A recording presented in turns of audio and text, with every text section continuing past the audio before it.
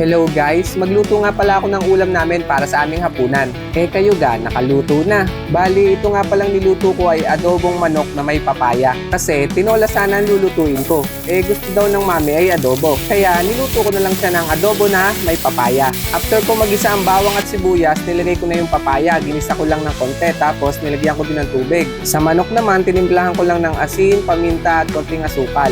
Tapos, lamasin nyo lang. At kapag halos na igano yung tubig na nilagay natin, sunod natin ilagay yung manok. Halu-haluin nyo lang at saka takpan.